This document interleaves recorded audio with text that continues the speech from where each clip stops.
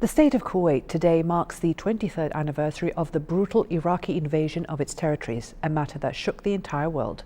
The international community condemned this aggression back then and demanded Iraq to withdraw its troops immediately, pointing out the cohesion of the Kuwaiti people at the meantime in resisting the invasion until they regained their homeland.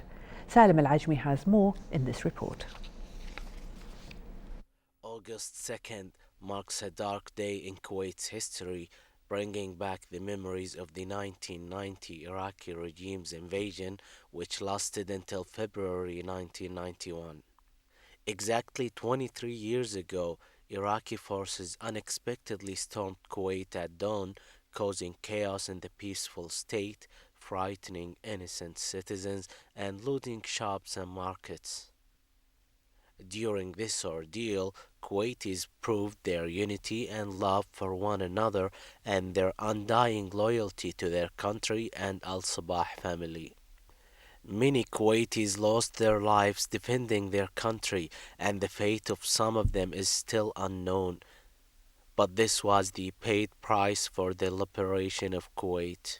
The Kuwaiti leadership worked around the hour from day one to ensure the liberation of the country, with unforgettable efforts exerted by late Amir Sheikh Jabir al-Ahmed al-Jabir al-Sabah, late Father Amir Sheikh Saad al-Abdullah Salim al-Sabah, and the current Amir of Kuwait, His Highness Sheikh Sabah al-Ahmed al-Jabir al-Sabah. Through months of pain and struggle, and on February 26, 1991, Kuwait was liberated after Operation Desert Storm, during which international coalition forces, along with Kuwaiti forces, led air and ground operations to oust Iraqi troops from Kuwaiti land. 12 years after liberation, the Iraqi regime was toppled by the UN-authorized coalition forces, leading for the improvement of relations between Kuwait and Iraq.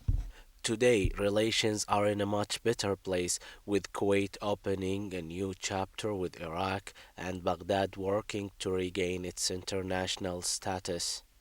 In June, the UN Security Council voted to remove Iraq from Chapter 7 of the UN Charter, unanimously agreeing to lift the UN sanctions imposed in Baghdad following the 1990 invasion.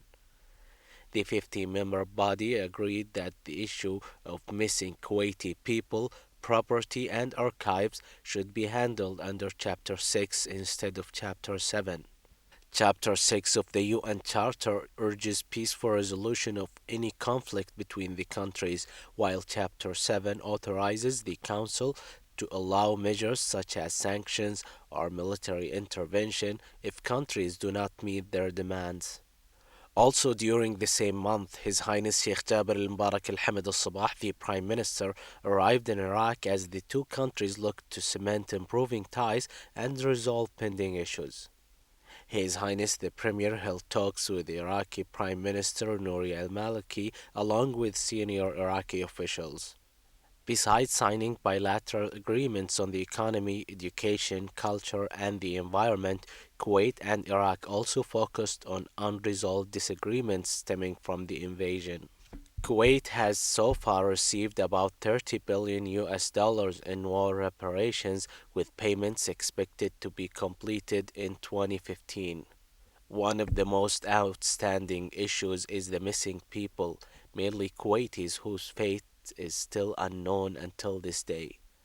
Out of over 600 people, only 236 have been found and identified. Although today will remain a sad day in Kuwait's history, Kuwaitis look for a brighter future with Iraq, filled with respect, cooperation, and above all, peace.